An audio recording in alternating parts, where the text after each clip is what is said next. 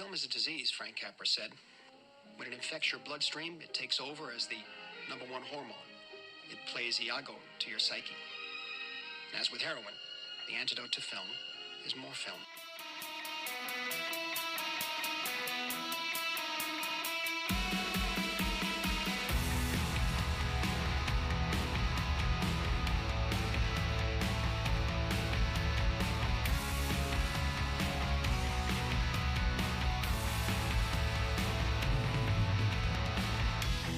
Welcome to My Cellular Heart Podcast, Season 3.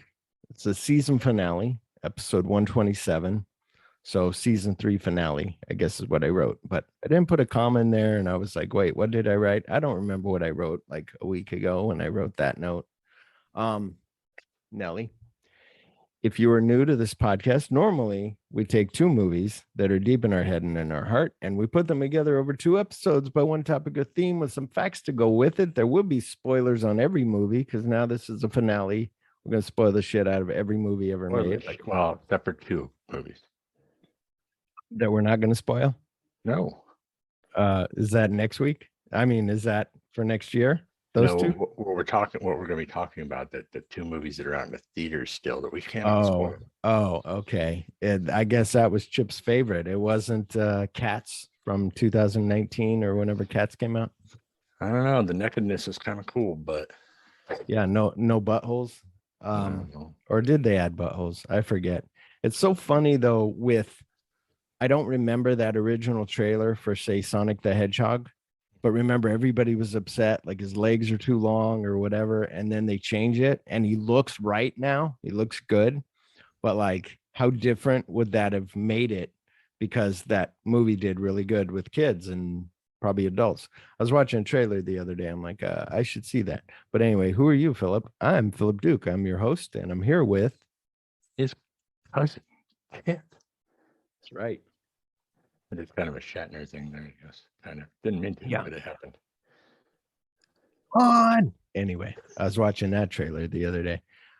Today, though, we're wrapping up season 3. So we're not combining two movies, but we're going to talk about our favorites of this year. We're going to talk about Chip's been doing the show with me since I started. Talk about if he had any favorites from the year before, from 2019, from 2012, whatever. But first of all, we have an added comment about Lethal Weapon. So that movie nerd 44 wrote classic buddy cop action film, unquote. So I was like, oh, I got to put that in. Yes. Thank you. So, and corrections from last week's show. You were wrong. Wrong. Finger guns. Wrong. In your weenie shot. Tom Atkins is the actor. As I was saying it, I knew that I was probably wrong, but I think it wouldn't let me write Atkins. It wrote Atkinson. That's the trouble when I'm just doing like character, like the actors, and I'm typing it out. I think the same thing happened because I was looking at these notes that he's reading from people, and he wrote something about Hunsucker, but it came out Hunsucker. That was the old Lethal Weapon note. Did it update for you, hopefully? But, that's the one, Hunsucker. Yeah, I see it now. It's this exact note. I'm sorry. Let me get to it then. Because this is where I would have yelled at myself. Tom Atkins is the actor that played Michael Hunsucker, and was in Halloween 3 Season of the Witch. And so I said Atkins' son. And I was like, no, that's wrong. He was in that. I think he was in Critters. He was like big in the 80s. He was like the character actor that was in like all these kind of cheesy, silly movies. So now on with the show. So you got anything to add before I go to this listener opinions? Because our show is kind of jumbled. I got some shit in here. I was like, what am I going to do? Brothers in Armchairs was like, you got this. I'm like, no, I wanted comments. I wanted everybody to comment so that we could just play off of that. But I'm like, okay. So now, okay. Keep going with the flowing. All right. Then we'll go to listener opinions. Well, you gotta have an opinion. Well, opinions are like assholes. Everybody has one. I hated this movie. Yeah, well, that's just like your opinion, man. I like it! Opinions vary. And in case anyone was wondering, that's from Psych, case you didn't know, you're wrong and a weenie.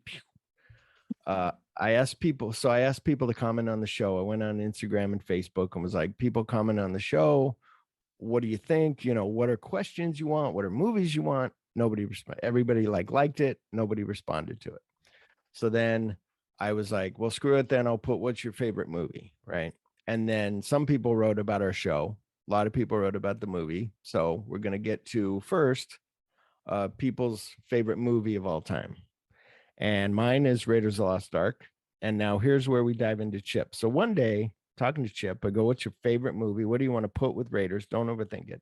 And he's like, I don't really. This is how Chip does sometimes. He tries to be like, well, I don't really have it. Depends on what mood I'm in. If I'm drinking wine, I love watching Lawrence of Arabia and Guns of the Navarone. And then I go, no, Chip, like if you're drinking a Pepsi. And he's like, well, if I'm drinking a Pepsi, and then he gets deep. If I'm drinking a Pepsi, I watch Hudson Hawk every day, all day. I'm like, come on, really? All day? So I asked him once and he never responded. But here's my thing of knowing what not necessarily your favorite movie is, but a movie that's like with you. Like the other day, Danielle, I made mistakes on here. I apologize again for getting Die Hard wrong, right? So the other day, we're getting ready to go to bed. Danielle puts on Die Hard. So it starts, and I like doing that thing. Oh, what movie is this? I see the plane landing. I'm like, is this Bad Boys? Because I'm thinking of Miami, Bad Boys. She's like, yeah. And then I'm like, no, it's not Bad Boys. And then I'm waiting, and the plane lands, and then all of a sudden it says a John McTiernan film. And I'm like, oh, it's Die Hard. And she's like, that's my husband. Like, I'll name that movie and blah, blah, blah. So I'm watching Die Hard and I'm saying all the lines to her before that, which is very annoying, but she's on her phone, not giving a shit. But I'm like, fist with your toe. I go, yeah, he's going to say, I've been a cop for 10 years, because the guy's like, I've been doing fists with my toes for 9 years. And then before it comes up, I go, no, 11. And then he's like, I've been doing this for 11 years. And so, and then the wife's like, can they have guns on plane? Can cops do that? Or do you have to be an agent? And I said, yeah, I think if you're, a U.S. Marshal or an air marshal, you have the gun. If you're a cop, you got to, just like traveling here, you got to put you can have the gun, but the bullets have to be in the trunk. So anyway, so my thing was, I'm watching this movie. I'm saying Ellis's lines. I'm saying Hans's lines. I'm saying Al's line. I'm saying everyone's lines. And that's what I meant to you, was like, not necessarily that Die Hard is my favorite movie. It's a great fucking movie, 5 hearts. But I can do that with The Long Kiss. No, with Last Boy Scout. And some of that is because Chip bought me, this is why else I should have cursed myself for being wrong on Lethal Weapon 2. Chip bought me the VHS of Lethal Weapon 2, previously viewed. And I had Die Hard 2, previously viewed. And I would watch those over and over again. And so I knew all the lines and everything. So anyway, Chip, what is a movie? Don't overthink it. Just something that you can watch that you know all the lines to. Then we'll try to get to like your favorite movie of all time. Okay, well, so I did answer you to a point because of the fact that my wife answered for me. Uh-huh. Because she was like Superman, the movie. Mm-hmm. And she goes, no, I've lived with you we've been together for 15 years. Superman, the movie, is your favorite movie. Like, you could watch it at any time, any point. Does not matter. You would never get tired of it. I'm like, yeah. Yeah. I realized that, that makes sense. And I think it was my first experience with Richard Donner. So it makes sense. Yeah. Very true. But then I really thought about it, that when we did Lethal Weapon, I was like, wow, Lethal Weapon is really my movie. So I was just kind of like, fuck. And it was, and that's that other one where like the lines, like I'm like, that same albino jackrabbit son of a bitch that killed Hunsaker, sucker, if you will. all dressed up and no one to blow. So that's right. So all those lines that that you're like, you're repeating their lines when they're shooting at the thing, but we're not here about Lost Lethal Weapon. We already did that. But let's hear from some listener favorites. Then we will read comments about the show. So first, ES_Pitzer wrote The Mummy is his or her favorite. So I'm sure he meant the original. Might have meant, I like the Tom Cruise one just because they were going to expand. They were going to do the dark universe. And they had Dr. Jekyll was a doctor who was in charge of all this mystical weirdness. So he would have been the connection to all those, the Mummy, Dracula, like all that. Then it would have became Dr. Jekyll, Mr. Hyde, you know. So it would have been really cool. But then the Mummy didn't do good. And so They they still moving said, forward with that though? Didn't they just announce? I think so. I think they're crazy. still going to do like the invisible. Well, they did the Invisible Man, but it was different. Yeah. They were still going to do with not necessarily with Tom Cruise, but I think they were going to go forward like Johnny Depp before Johnny Depp got in trouble. Johnny Depp was going to be in like the Wolfman or one of those. Everybody's yelling at me now because I might be wrong. It might have been the Invisible Man before the Invisible Man came out. But anyway, so yeah, the original Mummy. I don't know if you've seen it. Boris Karloff, badass, like really good. I have all those Universal monster movies. I'm looking at them right now, which is cool because you can buy them in like an 8-pack or a 6-pack. That's like just the Mummy, Dracula, Frankenstein, Invisible Man, and the Creature from Black Lagoon. But the set I bought has the Mummy Returns, like all the mummies, all the Invisible Mans, like, you know, so very cool. All the Draculas. So, and the Spanish Dracula, they made those both together. I know you don't know, you haven't seen it, but in 31, they made Dracula.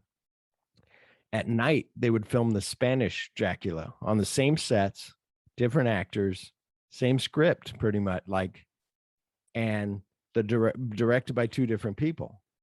So it's totally different, but totally cool. And I actually think I might like the Spanish one better. But there's things of like him saying They children didn't of do the it night. shot for shot. They didn't like storyboard it shot for Right, shot. right. So it's like, so if you've seen the famous thing of Boris Karloff going, the children of the night, what music they make, that's all in like a one shot. On the Spanish one, he says that, but then the camera goes up the stairs and he like goes up the stairs. So it's like different, you know, filmed different, directed different. Very cool. But anyway, GoldenEye.dossier, they're a thing I follow on Instagram. Can you guess what movie might be their favorite? I don't know. Okay. A movie called Dossier. No, it's GoldenEye. Yeah. GoldenEye. Timothy 17 over there. Well, Timothy, we know Tim. Not sure an absolute favorite, but a few of mine are The Thing. You have a comment on that, Chip? You're going to comment on each one of these. The Thing. I love The Thing. I have not seen all the way through. Dude, okay. I'm changing next year's schedule. It's going to be all Thing all the time. This is why I'm afraid to comment on anything because everything changes. No, it's fine. First of all, I already did The Thing, but I would like you to see it anyway, because you should. Before Sunrise, did you ever see these Ethan Hawke movies? No. I saw the first one, which I think was Before Sunrise. Like 4 of them or something. There's like 3. I think 3 or 4. They finally ended it, but I'm sure it's really good. But I just remember being like, did they both jump off a cliff together or something? That would be sweet. Or like, I think she was on like a door in the water, and she's like, they're gonna sink, and she just pushes him off, and it's like, I'll always remember he's you.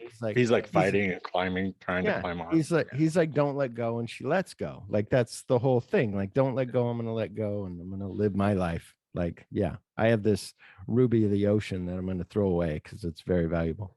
Yeah. Night of the Hunter. Have you seen that? Robert Mitchum.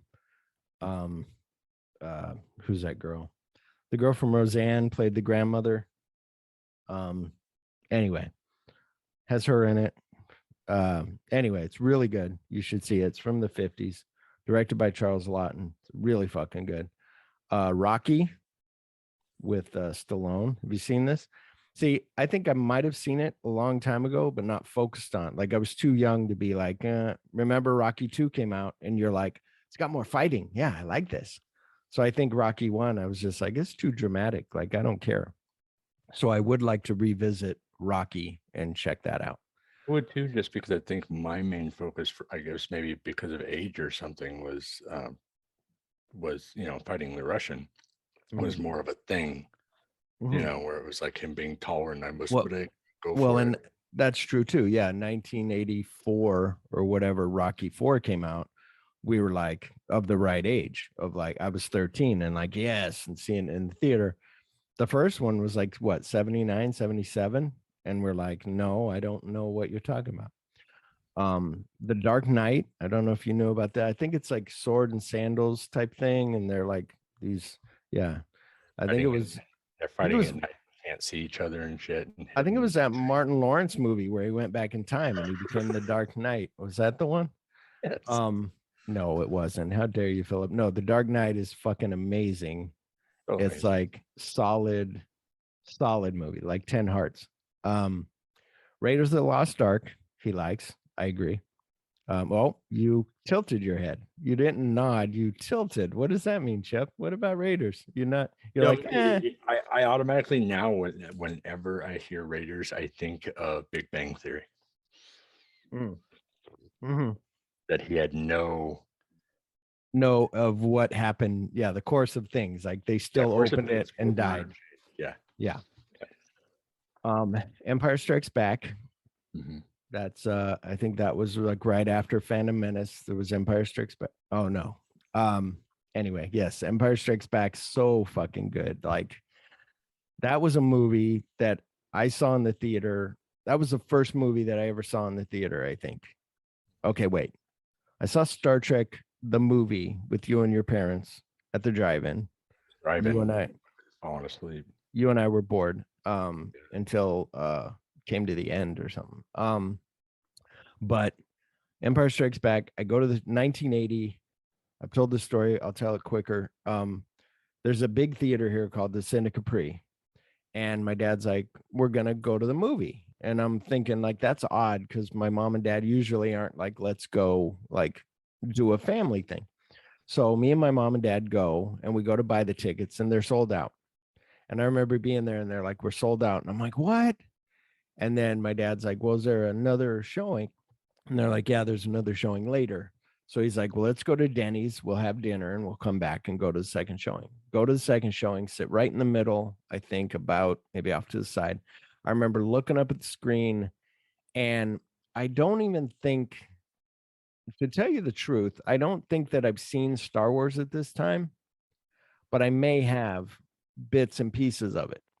You know, I may have seen the whole thing, but I don't know. But Empire, I'm like, who's this guy on this dinosaur run around the snow? This is weird. Then all of a sudden, this abominable snowman knocks him down. And I'm like, what the fuck? What is going on? And then Han is flying the Millennium Falcon and they go into the thing. And he's like, wait a minute, this thing's moving. This is not a meteor or an asteroid. This is a fucking monster inside here. And they fly out. Very cool. So yeah, that was big to me. 1980 and then 82 when we went and saw ET was very cool. I got my foot stuck between the seats. So I'm like crying and then I can't get my foot out and then I start freaking out. My dad's like, calm down, let me take your foot out. I'm like, okay. Anyway, Inglourious Bastards, it's one of Tim's favorites. I agree. West Side Story, the original. I think the original. He might have went and saw the new one. Sure. I did not care for West Side Story, the original. Had good music in it. It's a Romeo and Juliet story, but it was just like, like, you know, I watched it when I had those 100 movies to watch, AFI's 100 movies. It was the 5 that I hadn't seen, that one and some others. And then a movie that I know you haven't seen called Old Boy, the original, the Korean version. Very good. You should definitely see it. Very cool. And then our friend Mags Hill, mags.hill.56, wrote Gladiator. So remember how cool Gladiator, when you first saw Gladiator, like I went and saw that in the theater like 2 or 3 times. Like it was awesome. So that was awesome. Now about the podcast. We got some 2 comments on the podcast. Timothy_17, same Tim that we know, wrote, I really like those Chaplin episodes. That Tim guy knows his shit. He should have his own show. Name it something like Lighting Up the Marquee. That's got a ring to it, but really love the Quentin pairing as well as The Power of Dreams. So that was cool. I had fun on those too. I had fun because you hadn't seen Inception. I had fun because diving into Nightmare on Elm Street again is always fun to rewatch that. And the Quentin pairing was cool because From Dusk Till Dawn, that's one where we talked about like, I'm like, honey, I got to watch this for the show. Don't have to. I love to. So I go to watch it and I'm like, and I'm again I'm doing all the lines and I'm just having that feeling I had when I saw it originally. And I'm like, oh my God, like this is a good movie. So I had fun with that, and that the listens were really big on that one. It was like, wow, cool. So anyway, Brent Dodson wrote, quote, "Thanks for sharing your passion for movies. My celluloid heart invigorates my own love of film, which has declined in recent years. Your show has been rekindling that love of movies. Although I could never reach your heights of movie love, you truly are a fan of movies. I learned to see things in plots and characters that I would have missed, and I appreciate that. Keep up the good work, and I look forward to seeing what movies you choose to talk about next year." So, yeah, I was like, oh wow, thanks. Because I was like, write something. And he goes, "What movie are you doing?" I go, "No, we're not doing a movie. Just write something about the show." And he wrote me within like like 5 minutes. He was like, "Here you go." I'm like, wow, okay, cool. Thank you.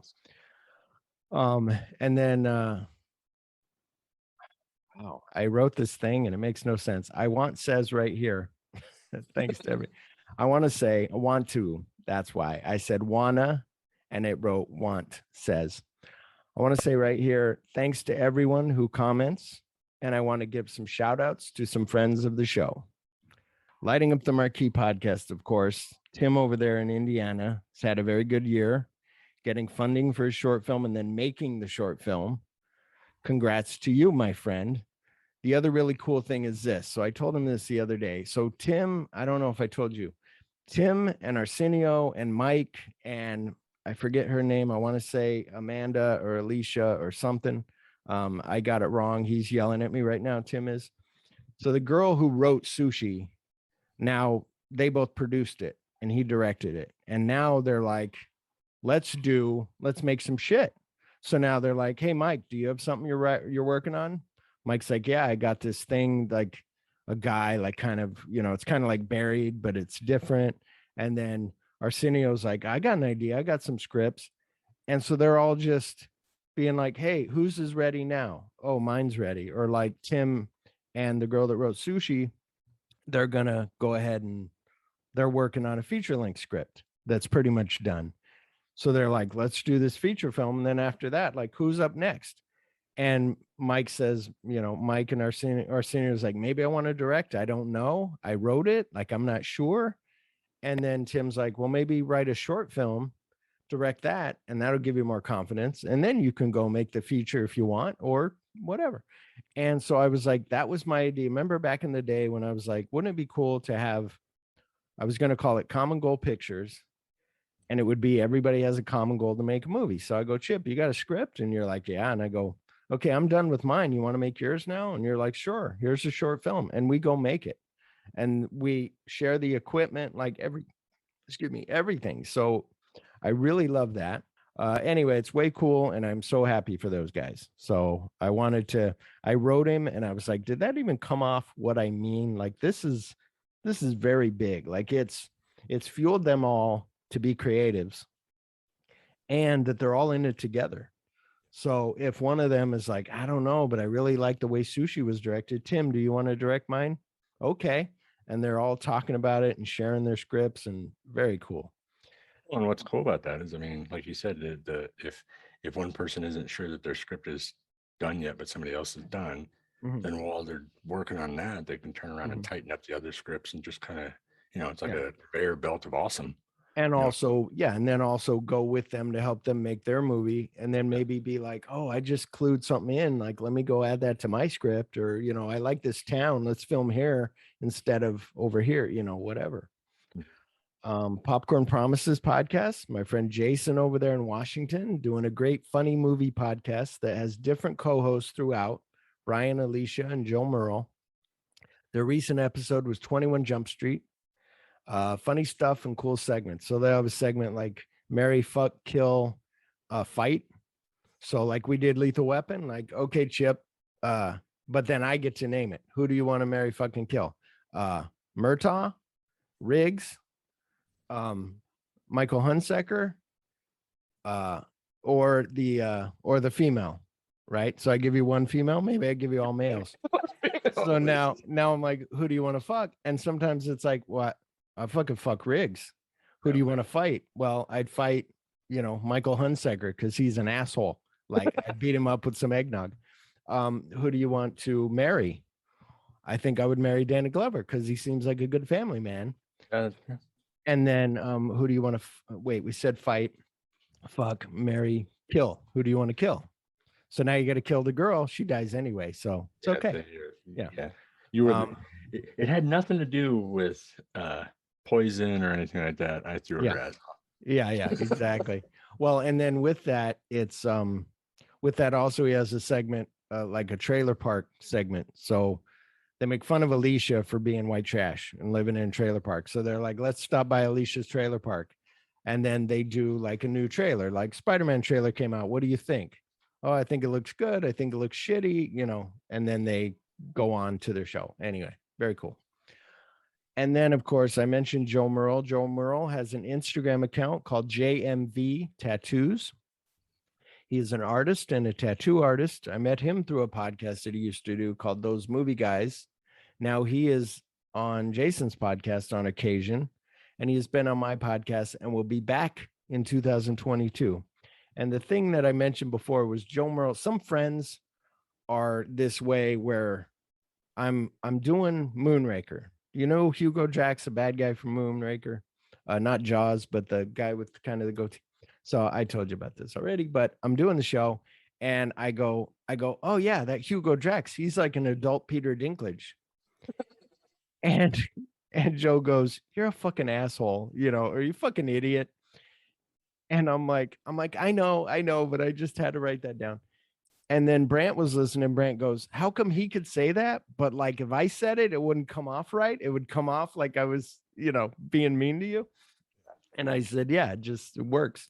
But we got a whole Shaw Brothers, like they do Kung Fu shit, like from the 60s through the 80s. So we're working on that. We're trying to pick 2 movies, but there's so many good Shaw Brothers movies. That's like the production company. So we might just do like me and Colleen did, like an alien thing, like all Shaw Brothers stuff. So that'd be cool. Would you do like a quarterly thing? Like maybe do if you need to like knock out 6 movies or something like that, you can do 2 kind of a thing.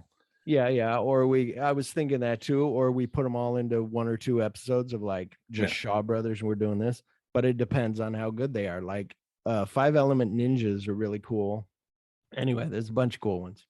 Movie Chatter podcast with Dave, Don, Kelly, and Bill do newer movies and TV shows on their podcast, but sometimes talk about older movies, but it's always like a fun, engaging conversation. What's fun about that is like, they might be like, oh, there's a new movie on Netflix called Guilty with Jake Gyllenhaal. It was pretty good. You should see it. It's all filmed in this one thing. Or they might be like, we watched this TV show. I watched 3 episodes. Not very good. One of the others might be like, no, the 4th one, it kicks in. Like, you got to watch it. And they're like, okay. So stuff like that, where you go, kind of take their word for it. Sometimes you go, no, I'm going to watch it anyway. But that does bring up the point that it's become kind of the norm. You have to at least watch 4 episodes to give it a chance. Yeah. I mean, that's why to do that now. That's why Chip said, hey, I watched It's a Wonderful Life, and now you have to watch 4 episodes of Supernatural. He said, you got to watch 15 seasons. I said, no. So Brothers in Armchairs is another podcast. So the last one, everybody's like, I'm bored. Fuck your shout outs. With Del and Kenny. And sometimes they have Arnez. And they're kind of like us, but they go deeper into like, who are the actors in it? Mel Gibson was in this and this and this, and they'll name off some of his main ones. What did you like? Oh, I loved him in this. Did you know Mel Gibson? And then like the writing and all that. And we kind of do that, but not so in depth of like writing and stuff. So they go more deeper. They do older movies or new movies. So they might be like, The Eternals came out. Like, here's a thing on the Eternals. And like they said, what sucks about doing new movies is that you go, there's not a lot of, not a lot of stuff about the Eternals, because it's so new. But they're two guys that were in the service together. So hence the name, Brothers in Armchairs. So that's cool. So that's it for the shout outs. Now let's get into some good old discussion, Chip. Okay, so what do you so I don't want to name off all the movies, but we've done a lot. I wrote them all down here just in case Chip had to go reference it. One that I was really proud of, one of my first ones that I was really proud of was that Star is Born, the one show of mine that Chip's actually listened to. That one, because it took a lot of work to do, and it was all 4 movies. It was probably a big old long episode, but it was fun. At first I was like, do I want to watch that Barbara Streisand 1976, and then I watched the 37 one, and then I'm thinking like Judy Garland, do I want to watch this one from 1954? And it was really good. And I'm like, oh my God, I'm glad that I did. So that was cool. And then the Barbara Streisand one was cool. It was filmed here. It's fine. But 2018 was the best one. Then we did Boondock Saints and Dukes of Hazzard and Rio Bravo. This when I used to do 3 movies on a show. The one that I also liked, Joe Merle's first one that he was on that we actually got to talk to each other was, we did Ed Gein, inspired by Ed Gein. It was Texas Chainsaw Massacre, Silence of the Lambs, and Psycho. So that was really cool. You and I did, now I like the Greatest Showman, The Town, and Rope because you had never seen The Town. So that was awesome. Rope. But, and Rope, yeah. Let me get down here because all of a sudden I could walk through each one of those because Zora the Gay Blade is awesome. Oh, another one that I enjoyed doing was Quentin Tarantino Effect, references and influences. So that was fun, like everything that he's ever talked about that I've watched, so it's very cool. This is where Chip says, I first introduced him to Quentin Tarantino. I was like, watch Reservoir Dogs, and I was like, fuck you, what's this, Reservoir Dogs? That did happen. That did happen. I told him we worked a 24-hour video store, and I saw this nice little video over there. Right, that's right. Okay, so what is your favorite new movie you saw in 2021? So that means it came out in 2021. Yeah, I have 2 movies basically. You could have 3. I have 3, but yes, I have 2 just because I don't get to watch movies as much as I used to. Right. And so seeing Ghostbusters, the new Ghostbusters. Oh my God, yes. Afterlife, that tore me up in a good way. And then after that, after having such a good experience with that movie, the new Spider-Man tore me up even more. Yeah. So it was a good time in such a short time frame of movies for me that it really kind of lifted me up and like, this is what it should fucking be. Yeah. Like, damn it. So good. Yeah, no, and I had that, like, I've heard people talk about Ghostbusters Afterlife I've read things where it's like, oh, they just gave you everything you wanted, so that made you happy because it was nostalgic.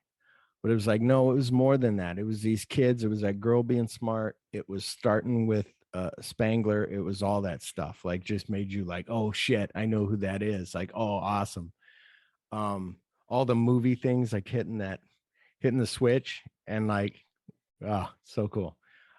In the beginning and in the end, like, that was awesome.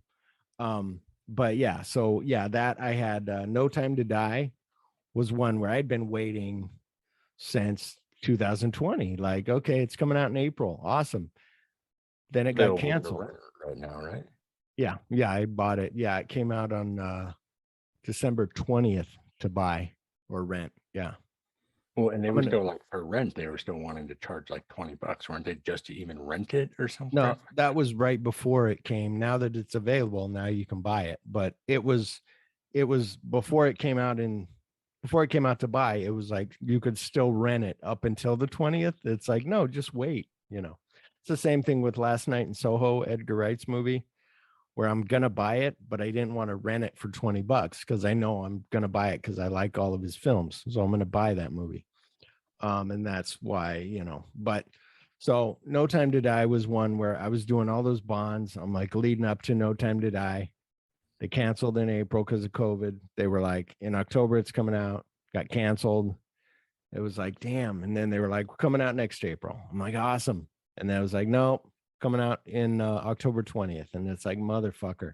So, and that was one where it made you think, because you've been waiting for it. If you're a big fan, you're like, now, was this good because I finally got to see a Bond film? Or was this good because it's good? But no, it's good because it's good. So for you, if you've seen the other Daniel Craig ones, you don't have to see them all, but it works out as this is the first one that they did where it's a story arc kind of thing. So very cool. The other ones in order before renting this. So right. Yeah, for Casino Royale, Quantum of Solace, and yeah. And then of course Spider-Man and Shang-Chi was one that kind of blew me, where I was like, I don't know, I'll go see it. So I go and see it, and I'm like, oh my God, that was so cool. Like, it was just really neat. And Tony Leung in it, like Tony Leung never ages. Like, holy shit. Like, you've been in I think it was Hard Boiled. And I'm like, what the fuck? Like, holy shit. Like, Jesus Christ.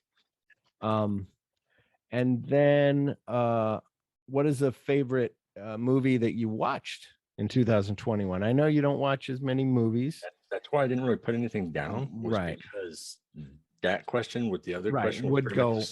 Right. Well, for me, it wasn't, because I watch a lot. So mine would have to be Phantom of the Paradise. That one I told you about, where it's weird. It's done by Brian De Palma. It's like Phantom of the Opera, but he like gets crushed in a record press, and then his face is all messed up in his voice. And he's like the guy that writes all the music. And Paul Williams is stealing all his music and just discarding him. And so he's like, I'm going to take revenge. And it's very cool. And then he's in love with the main girl that was trying out for the part. It's just so weird and wacky that I was like, it's like Rocky Horror Picture Show. I was like, this is like Little Shop of Horrors in a way, but more Rocky Horror Picture Show, like so weird.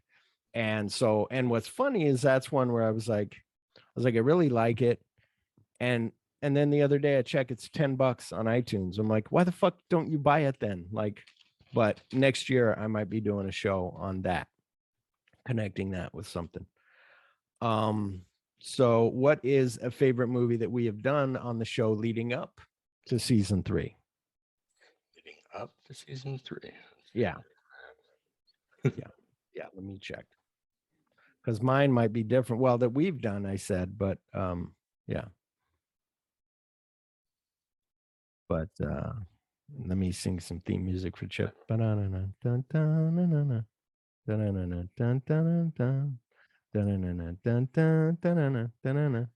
was one of the questions that you gave me that was in the text. Oh, it should have been. Hang on, let me see. Show we have done. Yeah, movies on the show that we have done, and then it was movies we have done this season. So maybe I skipped the question, but anyway, what is one that we've done? Like I said, like. Well, okay, so this is what I have, just so that we have reference here. Don't read them all yet, but okay, go ahead. Favorite movies we have done on the show overall is what you sent me. Okay, what I meant was, okay, weird. I must have rewrote it for you. You put runner-ups or whatever. And so I put number 1. Right, of yeah, course, yeah. Hudson Hawk. Number 1 has always got to be Hudson Hawk. Right. Well, that was season 3, but yes. But yeah, leading, yeah. Because we're still in season 3. Yeah, I got it broke down on the, if you bring up your notes, but yeah, it was but like we did, so like here, I'll tell you, and then you can whatever. So we did hang on, I'm bringing it up. We did Boondock Saints, the Dukes of Hazzard, Rio Bravo, Brothers, Cousins, Friends. We did that one. We did The Greatest Showman, The Town, and Rope together. So I would say before that, I would say that The Town and Rope hit me pretty hard. That was a good experience to have conversation about those. They were very well done movies. Yeah. So I think that really that Hitchcock, he might be Might be onto something. We got to keep an eye on him. Yeah. I find out if there's any DNA in anybody out there that's gonna Mm-hmm. create something great because they're related to his. Yeah.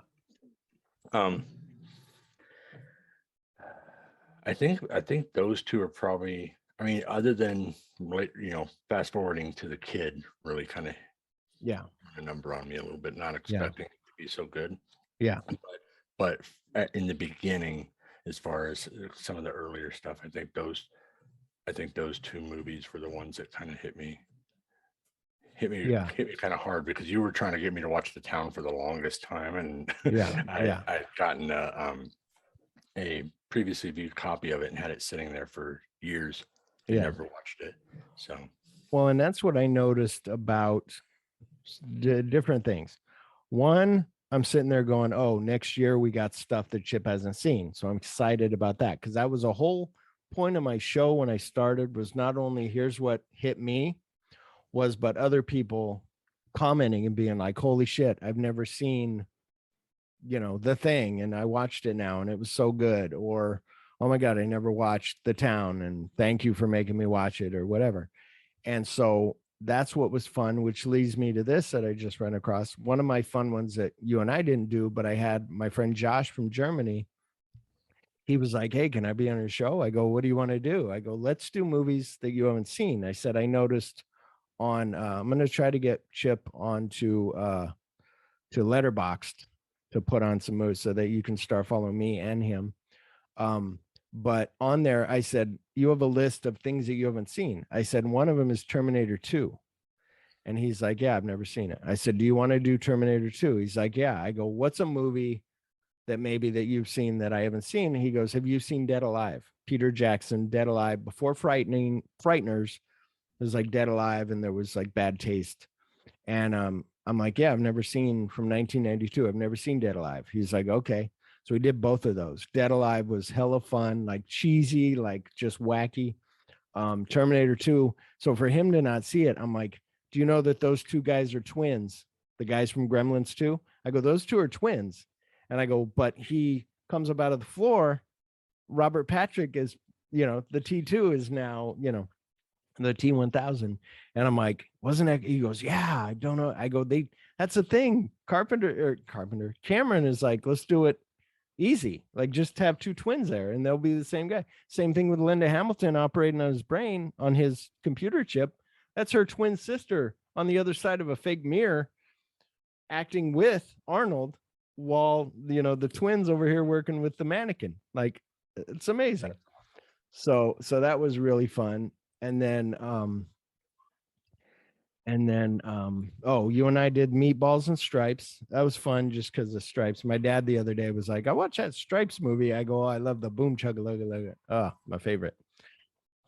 But anyway, I think watching Stripes, when I watched it with my father, I think he liked the part 2 because he talked about how when he was in the military that they would do the singing while they were marching thing. And everything. I was like, oh, and he's like, it's not something they just threw in there for the sake of throwing it in there for the comedy. It's it's like they do that in Full Metal Jacket. They'll sing like some weird songs about, I fucked your mother when she was 2, and they're like, me too, something, I don't know. One that I like doing that wasn't with you, I just wanted to list this because I realized I didn't put it down. The General and Police Story. It was like, I forget what I called it, comedic action. So The General, Buster Keaton, it's always awesome. Police Story with Jackie Chan, like from 1985, awesome. The Killing in the Italian Job, that was fun. I did that by myself. I enjoyed that one a lot. Joe Merle and I did Korean horror. We did I Saw the Devil and Train to Busan, which was cool. Then season 3 started. That's when you and I did Goldeneye. I had Brant on for Tomorrow Never Dies. World Is Not Enough, which was Joe Weedman. Die Another Day was with Sean. Casino Royale, Quantum of Solace, Skyfall, and Spectre I did by myself. And then I did like this because I did some real good research. Mank and Citizen Kane, which I thought would be more up, but it wasn't. I did a lot of research on Pauline Kael's thing that she wrote about Citizen Kane, about writing that. So about whether, you know, Orson Welles stole the credit from, you know, kind of like what Manx about. So anyway, that was fun. And then Time Cop and Time Crimes I did with Phil over there at those movie guys after he had left those movie guys, after they broke that. They still have it sitting there in case they want to come back and do the last episodes up to episode 250, but they're still unsure. E.T. the Extraterrestrial, which of course was fun to revisit after, like, I revisit that every 20 years or something. And I'm like, oh my God, that was so great. Then Chip becomes my co-host. And we do The Last Starfighter, Ready Player One, 48 Hours, Midnight Run. I was watching, have you watched this Voir, Voir, on Netflix? It's about movies. David Fincher produces these things about people talking about their love of film. And the first one is about Jaws. And it's this woman talking about, I'm a female, and me and my sister went and saw Jaws. And we kept going back because we just told my mom, drop me off in the morning.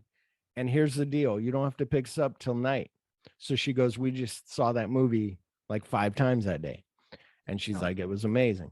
And there's one on 48 Hours where this Asian guy's talking about how he went and saw 48 hours. He was like 9 years old and he saw 48 Hours. He said some of it was above my head, but I was like, I can identify with this black guy being made fun of and being kind of put down because I feel like I'm unseen and all this stuff.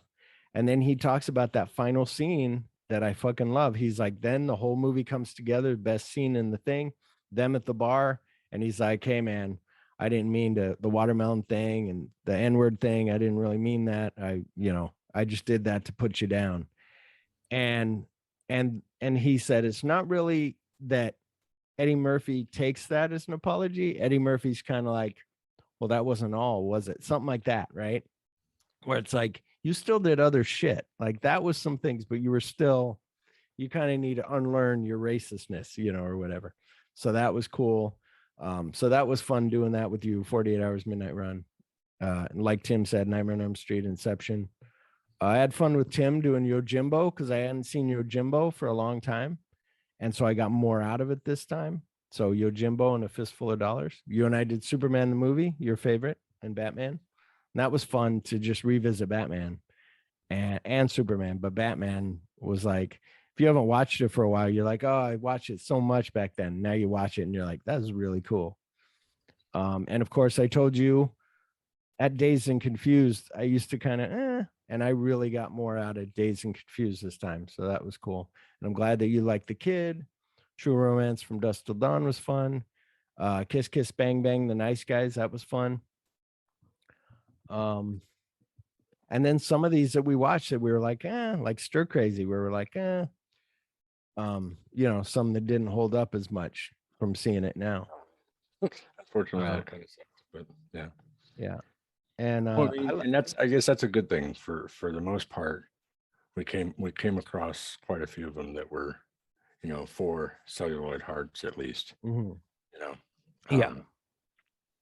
And it was with good reason, you know. It isn't just like, you know, nostalgia. It wasn't all about nostalgia and giving you those.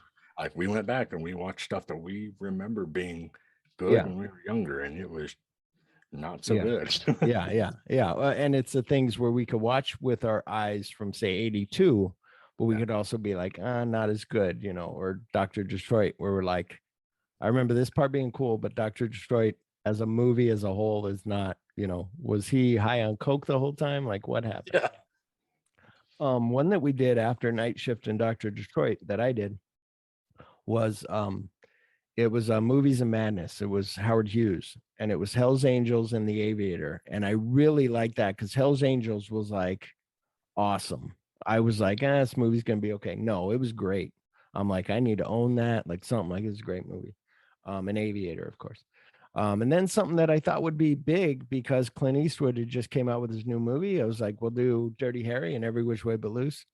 Maybe 20 listens, like not much. It's like, okay. Oh, and that's what I was going to get back at earlier was, so part of me goes, cool, I can't wait to do movies that Chip hasn't seen, but also I go, but if they're main movies, is anybody going to dial in to listen because they're going to be like, oh, I've seen The Wild Bunch. I've seen, you know, whatever. So, but still it's fun for us. So I don't care. It makes me wonder though if they listen to a podcast and they hear that, hey, the next movies we're doing is a movie that you haven't seen or I haven't seen, Mhm. but they have seen it. Right. They may want to get that reaction. It's the same way that you like to sit down with somebody who hasn't watched a movie and sit next to Yeah. and Yeah. watch the reaction as much as you want to watch that movie. Yeah. Yeah. Yeah. Exactly. Yeah. It's very possible. Very true. And just for that. Mhm. I did want to point out though. Uh-oh.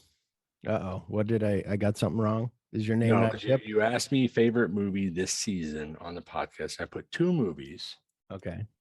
because I'm of what they thinking did. I think I know what one is, but okay, go ahead. We were getting at that, but go ahead. That was my next one, but go ahead. 2 movies, Inception and Once Upon a Time in Hollywood, because it gave me faith in DiCaprio. Oh, cool. I didn't know if Inception gave you any faith. I thought Inception you kind of watched and was like, but yeah, that was It was enough. It was enough. it was where, him like, being his acting, like his. it's what- like Shutter Island. He was that way too in Shutter Island, where that was what was weird in Inception and Shutter Island. They both came out like one was like your kids are dead, and the other one was like your wife's dead. You know, it was kind of weird. At least with Inception, I think it gave me that stepping stone towards Once Upon a Time in Hollywood.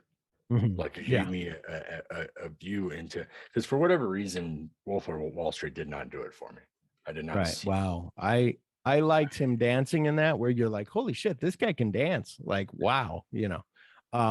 But yeah, I like that whole movie. And that's where I told you with Wolf of Wall Street, I've ran into 2 friends. One is a friend and his wife, Sergio Navette, who were like, that movie, that guy's horrible. It's a bad movie. Like he's snorting coke off this girl's ass in the beginning of the movie or out of her ass. He's like, this is your fucking, you love this movie? And I'm like, Goodfellas is about a guy who kills people. The whole movie follows a guy who's a piece of shit who kills people, and you love that movie. Yeah, well, that's different. It's not different. This is this guy's downfall. That's why me and Jason, another favorite one that we did was Goodfellas and Wolf of Wall Street. It was like greed is bad. This is the whole thing. So, my favorite that we did, one of them was, of course, for this season was the Once Upon a Time in Hollywood, because you had never seen it. I was hoping you would love it. And like I said, when I'm watching, I'm going, I don't know, it's 1969. Chip may be like, I can't connect. And then you were like, dude, fucking 17 stars. I fucking love it. Or hearts. And so I enjoyed that with you. One that I enjoyed the Chaplin one with Tim, but that was more, I enjoyed Chaplin all the time. And so that was fun. I really liked it. But ones that I really enjoy, and that's why I was hoping, like, while you were off on those times, that you would watch those Chaplins and be like, dude, like, yeah, that was like this is a full feature, you know, of him. But I liked revisiting LA Confidential when we did Once Upon a Time in Hollywood. Smokey and Bandit's always good, but my favorites that we've done, I'm trying to find this year, is probably, I want to say the Once Upon a Time, but I think you and I had fun with, even though you didn't, I got more out of Adventures of Buckaroo Banzai this time. And I've become such a fan where I want to buy that book, which is a sequel book. I want to buy the first book. I want to read about, you know, where do they have Buckaroo Banzai come from? Like, what the hell? I always enjoy Blues Brothers. Like we said, Stir Crazy, not so much. One of my favorites is True Romance from Dusk Till Dawn that we did. I really, because we were just so, and everybody wrote like, oh my God, you know, there's a bunch of comments. It was just a fun interaction of like, where did you see it? What about the scene when he's like, you know, you're an eggplant. You know, and like I said, 48 Hours of Midnight Run. And then right after doing Midnight Run, like a couple months later, like Charles Grodin dies, and we're like, holy shit. But we watched this season. yeah, exactly. Was speaking of, so I bought Seems Like Old Times. That was good, but not as great as I remember. It's one of those stir crazy type things. And that's what I'm worried about, is because just to let the listeners know, I was going through to watch something, and I saw, I was basically going through to try and find Lethal Weapon to watch it, but I saw because you had told me, and I went and I bought it, was Streets of Fire. Yeah. I'm really hoping Streets of Fire holds up. Here's the thing, Chip. Here's what annoys me with Chip, but also Chip talks about me being Mr. Moneybags. You're Mr. Moneybags because Streets of Fire's on Netflix. It's been on Netflix for like a year. And Chip's like, I'm gonna go buy Streets of Fire. Granted, it was $5. I should have bought it. But it's like, but knowing us, as soon as we go to do our Streets of Fire episode, it'll be gone. But that's another Walter Hill movie where they talked about like there's things that Walter Hill does that is so good, and he does violence and fights real good. Go ahead. Just thinking Last Man Standing. Oh, sorry.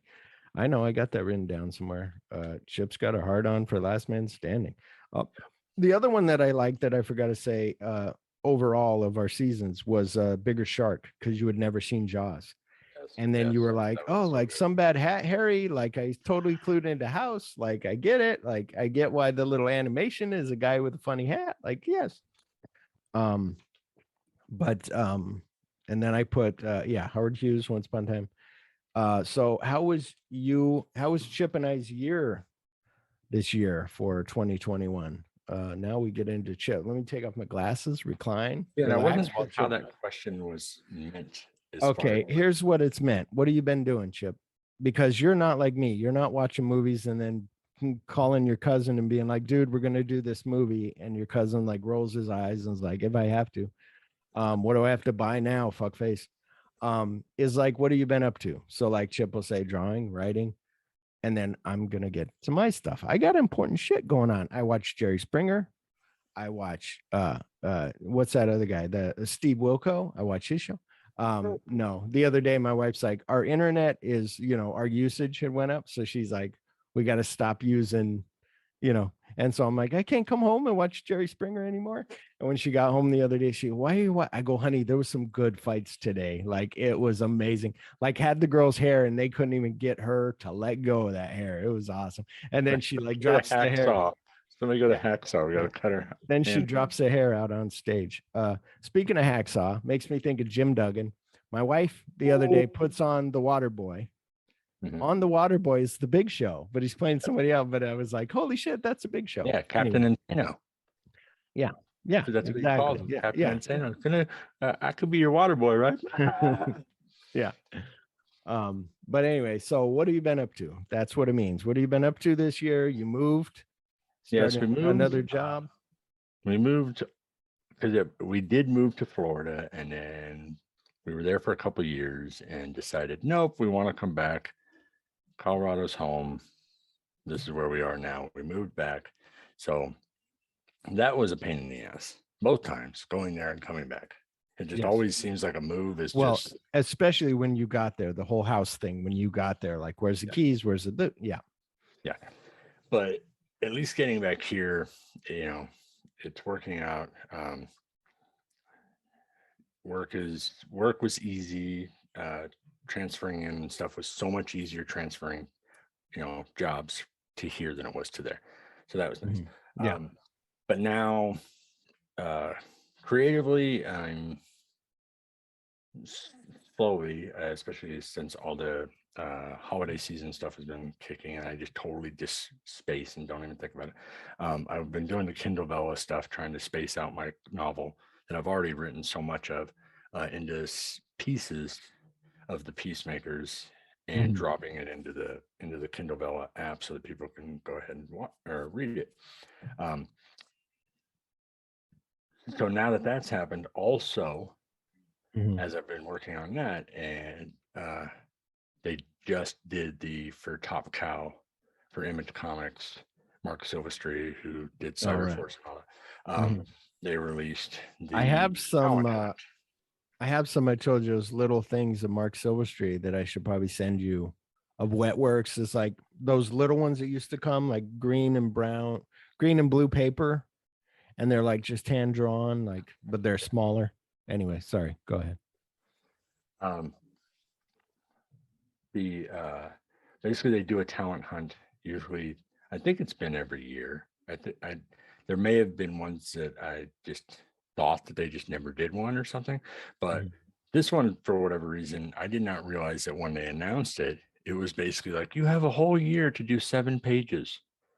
Like, here's Yeah. the script. That's Draw 7 pages. That's bad. That's bad for my cousin because we had one page that we couldn't get past because I was like, the elevator opens, there's an explosion. You're like, no, it's got to be a certain elevator. I'm like, oh fuck, yeah. Yeah.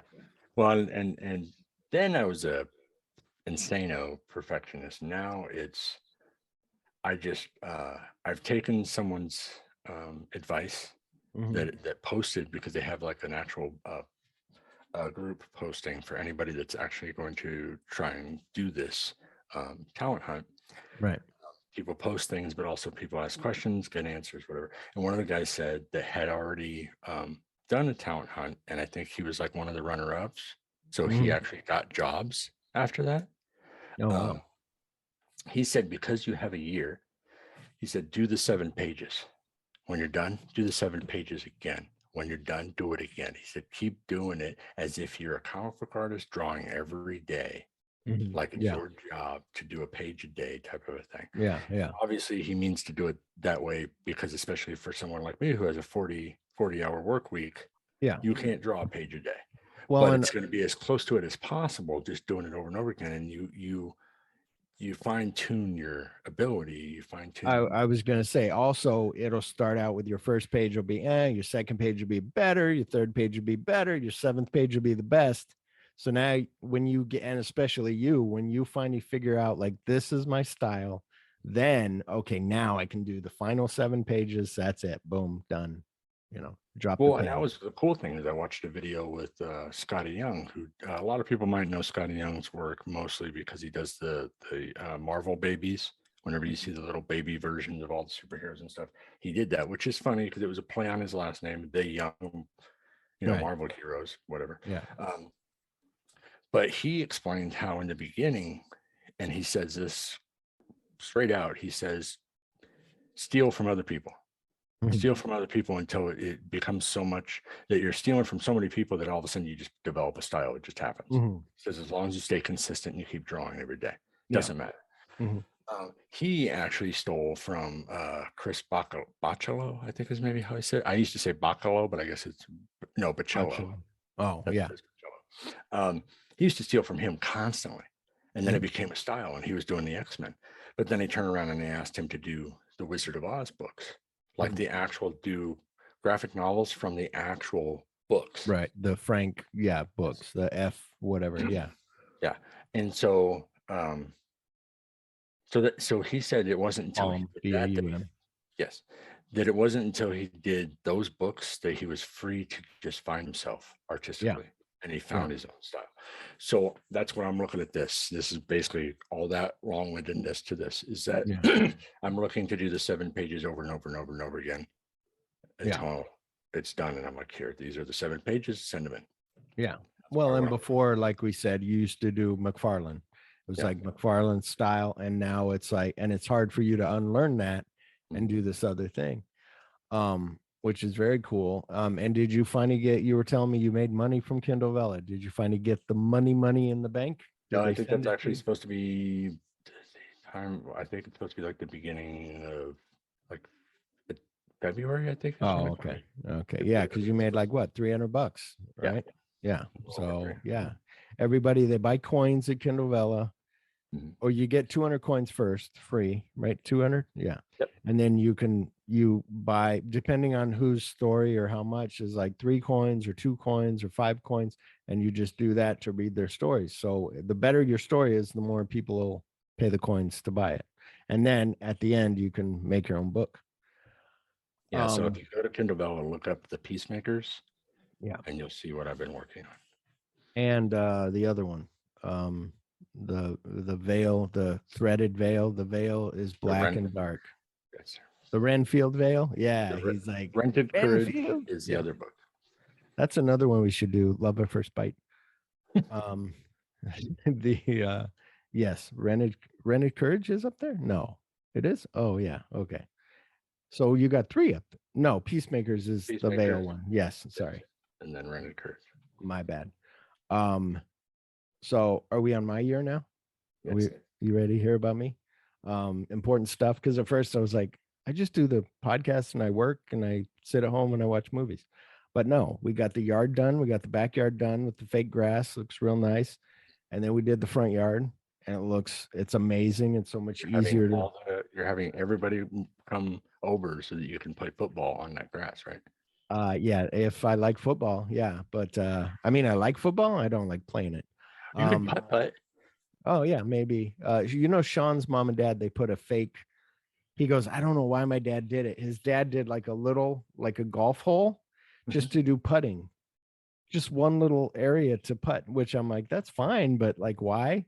Like, your dad doesn't golf, but maybe my grandpa would love like it. a Zen type It thing. it could be. That's very true. So I did. So we got the yards done, which was major because we had like gravel. It was horrible, and the dogs hated walk. Now they love running around the grass. I went to San Diego, and to Michigan. Went to San Diego with Colleen. Had a hell of a time because like it was funny. I was explaining to my friend Sean. He's been on the show. He's on my Die Another Day episode and some others. I was explaining to him that I said, oh, what's good? I said, you're probably the same way. You're like real relaxed and like don't want. He's like, no, I'm like I told you. He goes, I'm Uber. Like, no, we got to go. It's 9 o'clock. We got to go now. I go, no. I said, that's what I love about Colleen is we went to San Diego and she's like, let's go to have like, she's not like, I need a special wine. I need whatever. We go to the bar. She's like, do you have like, I don't want something fancy. Just give me a cheap beer. What's the cheapest beer you got? Whatever. And they're like, how about this blonde, blah, blah. She's like, okay. And she's drinking that. Like, she's like, I'm fine with just sitting here and drinking beer. I go, yeah, me too. I don't have to wander around the town and be like, let's go look at the water. Let's go over here. Let's go over here. No. So, and then she wrote me a Christmas card and it said, we need to definitely go on more adventures. So I was talking to her the other day. I'm like, oh, for sure. Like, yeah, we need to go like anywhere where my wife doesn't want to go. Maybe Chicago. I don't know. I've heard it's dangerous. Maybe Chicago, maybe some other places. Or back to California, do some tours of some studios. That'd be neat. But she did call me the other day. She was like, she goes, I went to the theater and saw Matrix. And she's like, and it's sitting with me. Like, I'm letting it sit with me. Like, wow. And I go, I haven't watched it yet. I'm going to watch it on HBO Max. And then she wrote me back and she's like, I just rewatched it on HBO Max. And I'm like, oh, me too. I just got done. She's like, can I call you? I'm like, okay. So then she wanted to call and discuss. And then we go on these tangents. And she's like, okay, wait, back to the Matrix. And I'm like, yeah. And so we had this really cool discussion about the Matrix. It was fun. But she's always loved the Matrix. What? I have an idea. If you go to California with her, maybe try and set up a thing where you both go to a taping of a TV show. Oh, that'd be cool. Get tickets. Yeah. And then plan around it. Yeah, that might be cool. But I can't think of any shows that I want to go see right now. Like, but yeah. Well, and I don't know. Well, you could go see like a Jimmy Fallon or something like that. Yeah. Well, and I was also thinking just so that you could see how, like, really be behind the scenes watching. Yeah. Whenever they grew up and they have to take and do stuff like that, it would be cool for you to see that. Yeah, that would. I really want to see that. I was watching. It made me think of it the other day, just watching Big Bang Theory, and then I was watching on YouTube later on some of the outtake stuff, and I was sitting here going, I'd really like to go see something like that. I'd like to, next time I'm in California, actually set something up to go, watch a show that isn't going to be canceled anytime soon. Right. Yeah. Well, and that's a thing where I want to do that. I want to go on there's a tour at Universal that you can do where they actually drop you off at the clock tower. So you can go and walk through you don't get to go up as close, but you get to be like, look, I'm standing in the grass in front of the clock tower. Or I'm at Warner Brothers Studios and I'm down in an old street that they used to film noir. Like, I would love that, like all that stuff. Or they drop you off at the Psycho House. So you're in the parking lot of the hotel and you can look up at the building, it's very cool, but that's Universal. But anyway, but also went to Michigan to see the wife's family. That was in November. And I got a tattoo, E.T., Elliot riding a bicycle. Met my friend Joe Merle we had to drive 2 hours to see him. But it was very cool. I was like, hey, and got to see he had these fucking cool Teenage Mutant Ninja Turtles. They're like 1.5 feet tall. fucking in trench coats, like fucking badass. I was like, dude, I want those. So, and he had all of them like on shelves. So he had like Ralph, like Mickey, like Mike, like everybody. And then like Splinter, I think was there. And I think he even had a Foot Clan soldier and Shredder. So it was awesome. But anyway, that's what I did. Now, what is anything that we or you are planning in our life for 2022? Which Chip said he's going to finish that comic book 7 pages. Mine is I'm going to write more. I have this big, thick book called Once Upon a Time in the West. It's like how it was made, like all the. So my wife bought it for me years ago. I started to read it, but it is so big. It's one of those that you go, how do people read these big books? You know, am I supposed to sit at my desk and read them? Am I supposed to have it on the coffee table and sit in the couch and read them? And then you got dogs running around. I'm like, don't fuck up my book. It's a nice book. And then even in the bed, you need like a podium that you can raise up. Yeah, yeah, so like a Bible. Yeah. Because even in the bed, I can't read it in the bed. The dogs are jumping around. But anyway, I'm going to finish. We're old, so we start cramping. Our hands start cramping. Yeah, kind of like holding exactly. it. Like, this is not working. Yeah, it's heavy and all that. Yeah, so I'm planning on doing more writing. I'm planning on, and I think Chip and I talked before about how I was going to make my story of the hijacking into a story, and then I tried to break that down into what do you call it? Into an outline, and I was like, no, things have changed so much where somebody would just do a Google search and that end all the mystery in the beginning. So I'm like, yeah, forget it. So I still got on the back burner in case I decide how to fix it, but I got some other ideas and things. But yeah, reading, writing, definitely for that book. I want to finish that book. Who are some co-hosts that I'm going to have on in 2022? It's Jason Bromley. It's going to be on our 2nd episode in January. Hopefully time permits. We're going to do a particular set of skills. We're going to do Commando and Taken because they're both fathers who want to get their daughters back. And then I'm going to have Joe Merle on. As I said, we're going to do Shaw Brothers and whatever else. We're going to have Bran on. Hopefully, maybe we might do the Old West. We might, I mean, like he read the book of that Jesse James movie with Brad Pitt. Had a big old long name, Coward, Bob Ford, Robert Ford. So he read that book. So he's like, yeah, I like that movie. I said, me too. It's a long movie, but it's good. So we might do that and like Butch Cassidy's Sundance Kid, something like that. And then or we might just do like Wicked Cool and we'll do some Boston movies. And then Tim might come back on. We might do, Yojimbo sequel, and for a few dollars more, like we'll do the sequels to those, but who knows? Haven't talked to him yet about that. But anyway, and then he's Chip gonna listen to this and he's gonna be like, fuck yeah. Yeah. He'll be like, yes, or he'll be like, let's do more Chaplin. And then I was wondering, and you probably saw this, does Chip want to do a podcast episode by yourself with a friend of yours, like with Ian or something? I was like, that'd be interesting for me to listen, to have the same format and just be like, wow, that was cool. I was thinking about maybe Ian because he keeps mentioning it whenever we talk. He's like, dude, we should do, like, I should be on the podcast with you guys and talk about this, that, and the other thing, because I'm a nut for this. And I'm like, okay. Maybe. Yeah. So well, and also that you've done Zoom with him, so you could do this.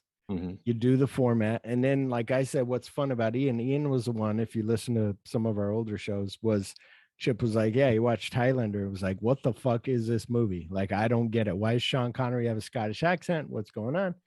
And it's like, yeah, that's who Sean Connery is. Or no, he wasn't Scottish. He was Spanish, but he's from Scotland. Yeah.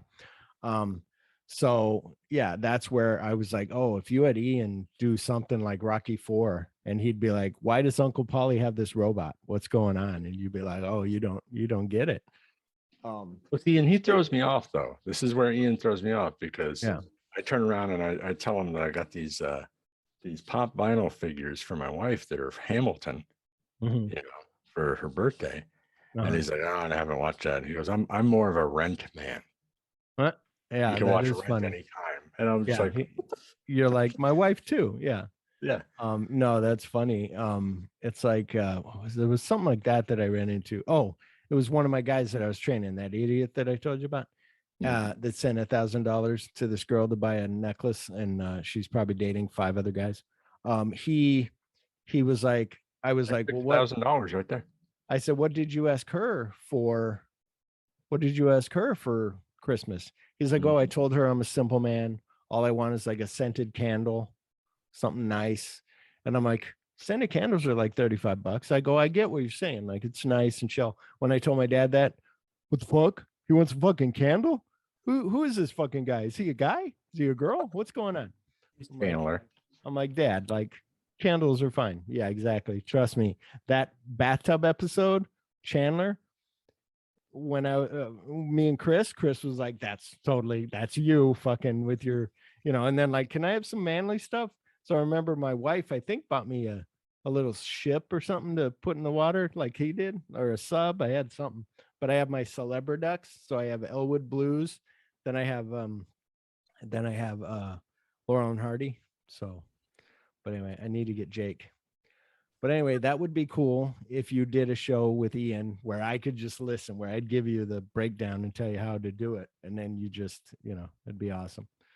Are there any new segments that we should maybe add to the show? And I don't know if when I wrote you, we talk sometimes about, you were like, who I'd cast in this movie if it were now, and you did Blues Brothers now, I would cast Justin Bieber and Christina Aguilera. And I'm like, but that's not a good movie. They're not funny. And you're like, no, it'd be badass. That was a conversation we had off mic. Yeah, he did. Never said that. But so I was thinking like we call it recasting or something. Yeah.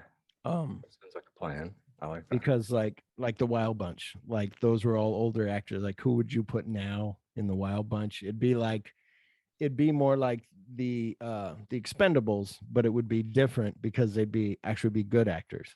Yeah. So yeah. Well, Mel Gibson's a good actor, but you know what I mean.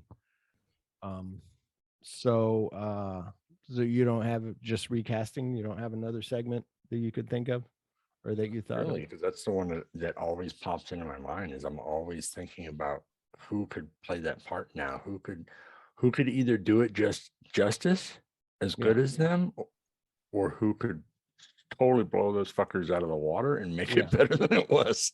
Well, and then there's some movies that like people have talked about this for a long time, like something like Casablanca. I don't know if you ever saw it. People are like, you could never remake Casablanca. It's just, and same thing. Like I was just thinking, I was like, I'm going to test Chip and be like, okay, recasting True Lies, go. Like, no, like I just can't.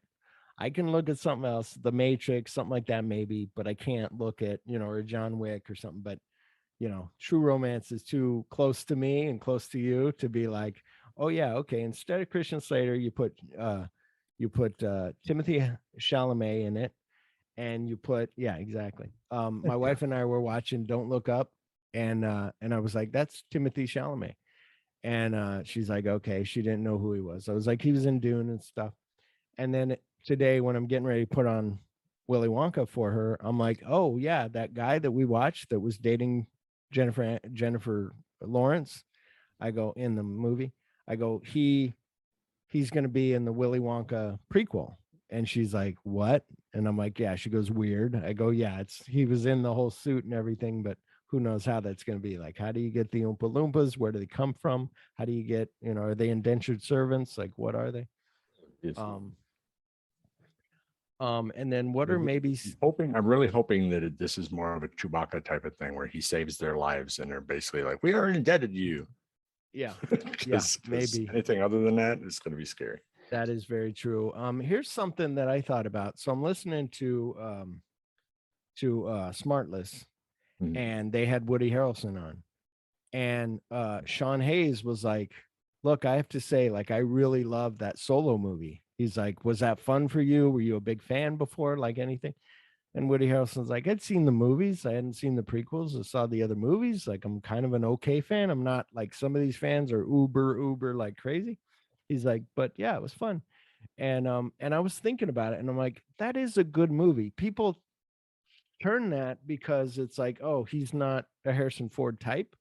But as a regular, that could fit into your you're Mandalorian, that world just fine. Like it's fine. So anyway, it was interesting. But anyway, what are maybe some movies that we will be covering in 2022, Chip? Oh, you got the list, don't you? You got the Oh, pretty I list. do? All right, let me find it. Well, and that's the thing where things will be changing. I'm not going to give the whole list out, but I just figure you sprinkle a little bit Right. of love to the people and give them an idea. And especially this is where we're going to throw out a few of them to you. And maybe this will whet some people's appetites to where they'll throw more back at us, since nobody Right. really threw any at us initially. or right, or that they'll just be like, that Perfect. sounds good. Maybe I want to be on that show, or I want to comment. So the first one we're doing back, and this is one where I'm like, should we hit with like a stellar, like big thing? But I'm like, no, because the whole point of the show is these certain moments. And like I explained this to Brant. So the first one we're doing back on January 19th is called The Sequels. We might change that name. Smokey and the Bandit Part 2 from 1980, and Star Trek II, The Wrath of Khan from 1982. So that is so, and I was explaining to Brant, I said, look, we're doing these because sometimes Brant's like, you pick horrible things. And I'm like, I was talking to him in person. I'm like, Smoking the Bandit 2 might be horrible. But I said, it's not as good as the first one. But I said, the scene that really stuck with me, and I explained it to him, and he's like, I don't remember that. I got to watch that. Like, I don't remember that part. And I'm like, and Wrath of Khan was, because he's like, I'm watching all the Star Treks right now, going through Next Generation. Right now, he's in the middle of Next Generation or whatever. And I'm like, oh, there's a thing. They're on planet Genesis, and he calls Spot, and he's like, I don't remember. I'm like, it was the coolest fucking thing. Like, first of all, she's asking about how did you get past Kobayashi Maru? Like, I don't get it. Like, I can't do it. And fucking DeForest Kelly's like, he cheated.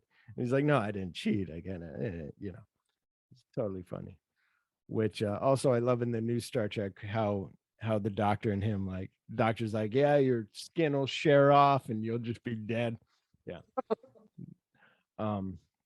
So we're doing that, like I said, with Jason Bromley. I'm gonna do some of those, the Commando, and we're gonna do some Savage Steve Holland, Better Off Dead, and One Crazy Summer. Yeah. We're gonna do I play that in my head, that scene, for whatever reason. I don't know why it just hits me, but I'll be in the middle of working, and all of a sudden I'll have the part where she's like, he will put his testicles on me. His what? How do you say octopus tentacles? Tentacles. Yeah, Big difference. Yeah. Exactly. One that I'm excited about is The Wild Bunch and Unforgiven. So We All Have It Coming, it's called. Get Me Out of Here, The Great Escape, which Chip hasn't seen, and Escape from Alcatraz, which I haven't seen for a long time. I haven't seen The Wild Bunch. And then we kind of talked about it, Gang, right? And that's what I'm excited really about, as you see in Wild Bunch, is Gangs Part 1 and 2. So The Outsiders and Streets of Fire. And what I just found out on HBO Max, there's a special, like, complete The Outsiders, like a director's cut by Francis Ford Coppola. So it's like, oh, cool. And then I'm not sure about this because I don't much care for this movie I'm going to tell you about. Get the Nerd, My Bodyguard, and Revenge of the Nerds. Like, I love Revenge of the Nerds. I remember loving it. My Bodyguard, I've seen it twice in my life. The first time I saw it, I was like, okay. Like, the only scene I remember is Matt Dillon being like, going up to that girl and being like, hey, you want to go out for ice cream after school? She's like, oh my God, yes, I'd love to. He goes, have fun. And he walks away. And you're like, what a dick. I just remember that movie that with My Bodyguard. I just remember it's one of those ones where you just want to look away because you feel bad. Yeah. And Yeah. I remember at a young age hating that feeling of wanting to look away from and feeling bad for somebody that's getting their ass beat, kind of thing. Maybe we don't call it Nerds, and maybe we put 3 O'Clock High in that place, because remember, that was pretty cool. But I don't know, because that's, again, we're just like, I don't like to just far reach and be like, how about this? We'll figure that out. But anyway, We have a Great Fathers one that we're working on that I had an idea for. Chip said no, so I erased it. But To Kill a Mockingbird is definitely one of them. I said Pretty in Pink for the other one, just because he was so understanding with her. But yeah. But anyway, Perfect Crime. Chip has never seen Thief by Michael Mann from 1980. So we're going to do Asphalt, and he's never seen Asphalt Jungle from 1950. So we're going to do that and Thief. Something that Chip's never seen is Stagecoach and the Hateful Eight. So we're going to do that stuck together. I have a copy of the Hateful Eight, but I think it's packed away. So, yeah. Cool. I might have to hunt that down. Well, it might be, don't go paying money, Chip. It's on Netflix. Okay. And then one that I'm excited about is The Taking of Pelham 1, 2, 3 and Runaway Train. So like it's Stop That Train, part 1 and 2. And then let's see, let me skip through some. So Presidential Assassinations, Suddenly, from 1954, that I've told Chip about for years. Frank Sinatra trying to kill the president. Very cool. JFK from 1991. So that'd be fun. I don't know if you ever saw JFK. I did. Okay. And then now for Halloween, everybody, you may hate us for this, but here's what we're doing. And trust me, I watched it this year and it was not very good, but Chip, it's his first horror movie that he's ever seen in the theater. We're doing Shocker from 1989 and Scream from 1996. So yeah. And then that one might be fun. And then this one I'm also excited about. Top Cops, Beverly Hills Cop, and Cobra. Yeah, Cobra. And then Family Christmas. So Gremlins and The Ref. So, but yeah, so that's some of it. That's more than I was going to tell you, but yeah. What's her name that was on Cobra before she? Bridget Nielsen. Yeah, I think that was the movie that basically made me fall in love with her for a little bit there. Oh yeah. Yeah, she was very, very attractive. Well, even Rocky IV, she was like, but that might have been first. No, Rocky IV was first. But hang on, I'm looking up a movie. There it is, 1961. Okay. Sorry, I had to pick my favorite movie that I watched this week, which I haven't even shared on. Usually I share on Instagram, guys, with what I've been watching, and I haven't really shared anything. So, but anyway, but it's on Letterboxd. You can always go to Letterboxd and check that out. So, hang on, let me do this. Copy. Okay, let's see if this is connected to my computer so that I can paste. Yep. Okay, awesome. So, are you ready, Chip? Are we finished? You got anything to say?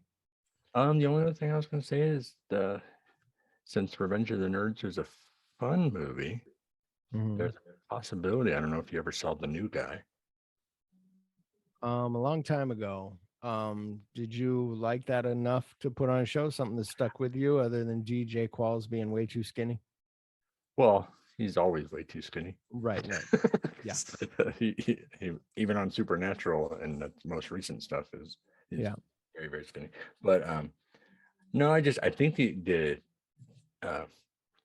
think the only thing I remember from that, I remember laughing a lot and thinking it was funny, but I think the only thing I remember from that is him saying, "Who's the bitch now?" And that's about it.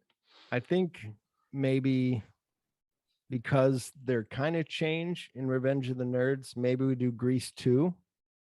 Because I loved Grease 2, that he was like, he changed into the motorcycle guy, and you were like, I wish I could do that in school and become somebody else and not be the nerdy, dorky guy that I am. Like, if I could just come in on a motorcycle and people like, who's that guy? Where did he come from? Who's that guy? What makes him so special? Who's that guy? I forget the rest of it. But yeah, I'm not a huge fan of the first Grease. I think I was a bigger fan of Grease 2 growing up. So. Yeah. Yeah, exactly. Well, it's like I remember seeing that in the theater and I was like, oh, this is not Grease. But at first you're like, and that's when I started to hate Adrian's Med, but then now I'm okay. I'm finally okay, Chip. Trust me. Anyway, are we ready for Phil's film favorite of the week?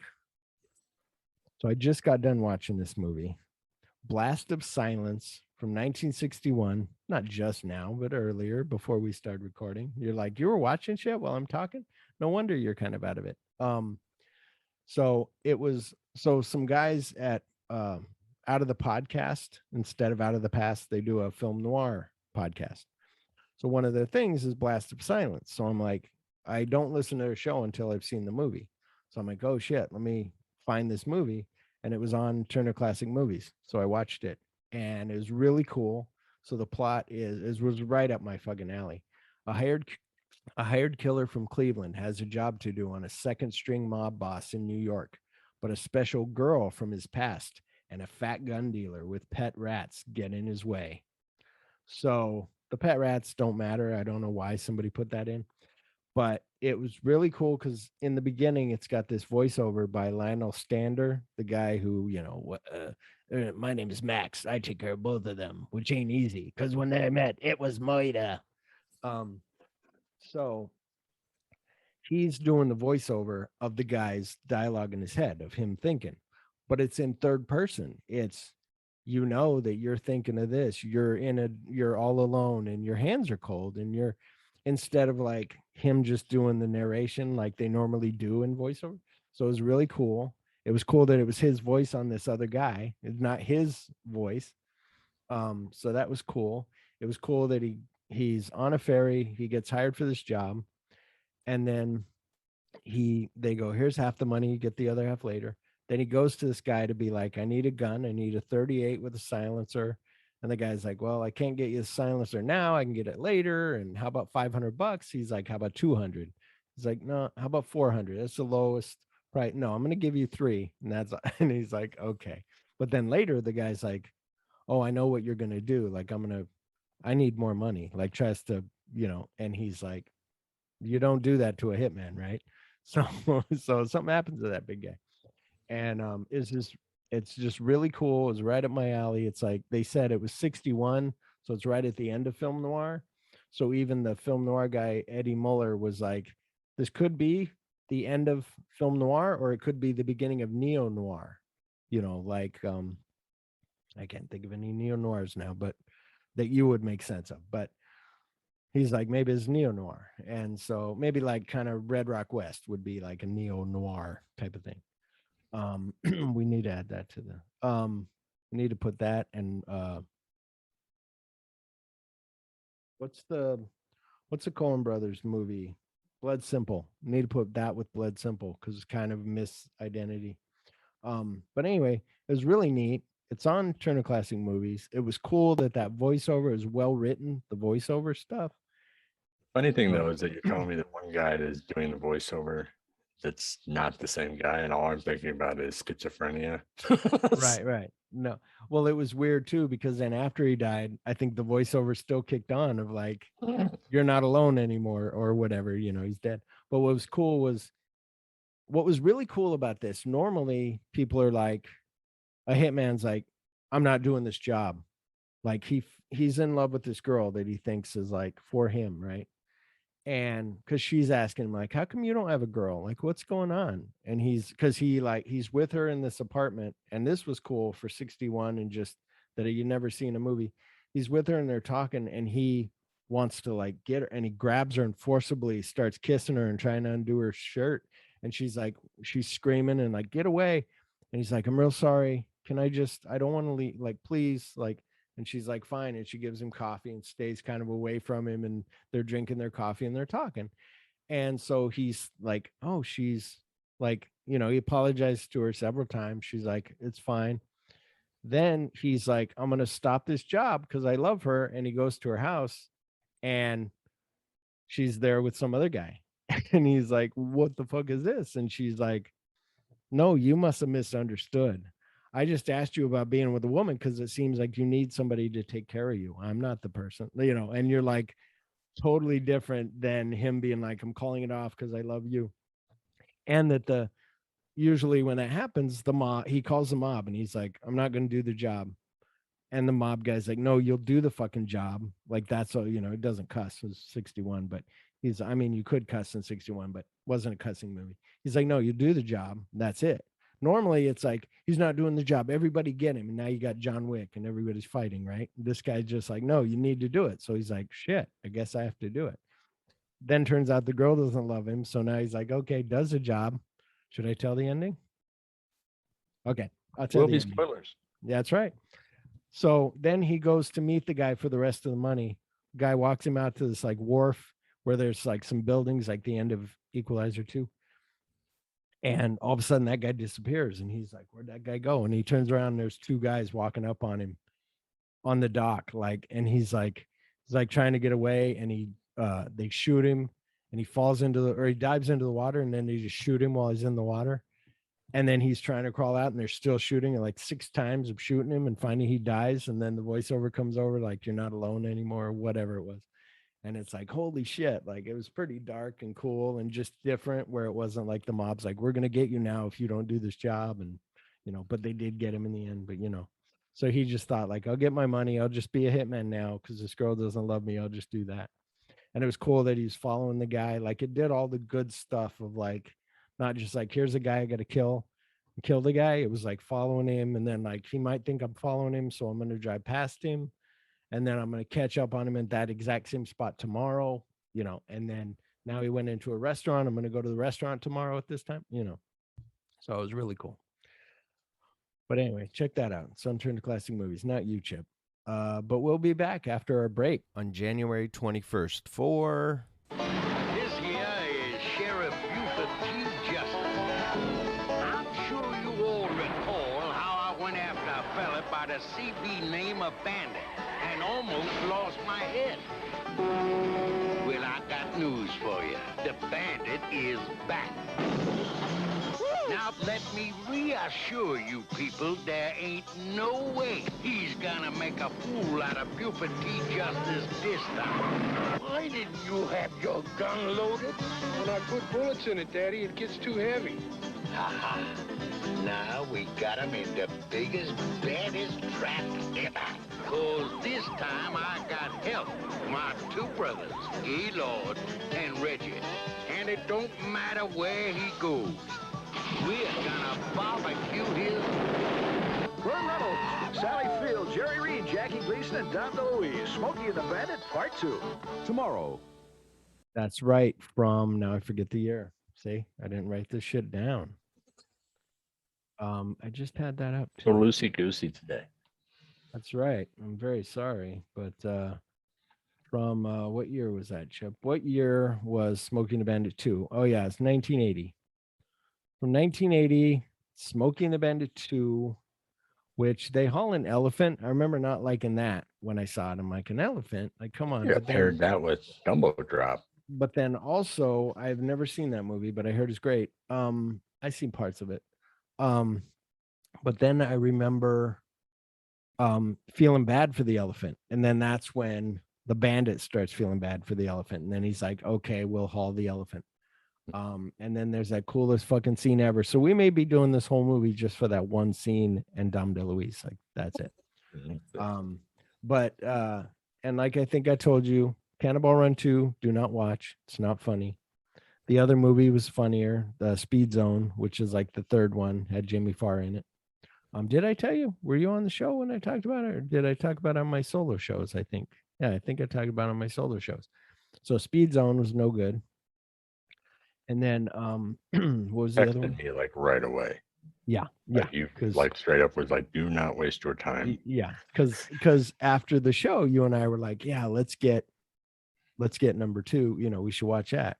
What I am going to do, though, is rent before next year or before our show on a rent Megaforce. I'm going to watch it with my eyes of a child that saw that trailer and was like, oh, I got to see this movie. It's so fucking awesome.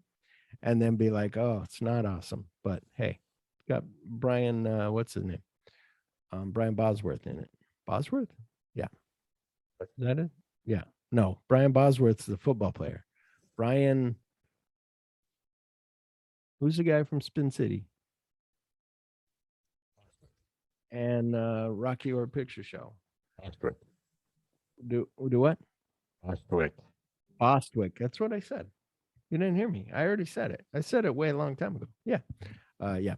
Barry, not Brian, Barry Bostwick. That's why what threw me off, Brian. Certain movies, see, together, Chip, this way we make a good team. I say Brian Bostwick, Brian Bosworth, and you say Brian Bostwick, and then I say Barry Bostwick, and you say yes. Now I gotta watch Cold Stone or whatever the fuck that thing was called with Brian. Oh, dude, that was when I saw that movie. I remember being like, that was awesome. Like he's just fighting everybody. It was cheesy fun. Like it was that. Yeah. So yeah. Anyway, everybody, certain movies stick with you. They stay in your head and heart forever. So from all of us at My Sailor Heart, keep watching movies. Happy New Year, and we will talk to you next year. What do you have to say there, Chip? Oh, Chip's. Oh, here we go. It's faint, but that's good. It's Chip's little 2022 thing. I got one for you. Here, I'll give you a 2022. Hello, I'm from 1922. Welcome to the year 1922. Yeah, that's what I got. We don't have flying cars. Fuck off. Yeah, exactly. Where's the flying cars? All right. Thank you, everybody. Have a good night and good day and good week and Happy New Year. Yeah. See ya. Bye.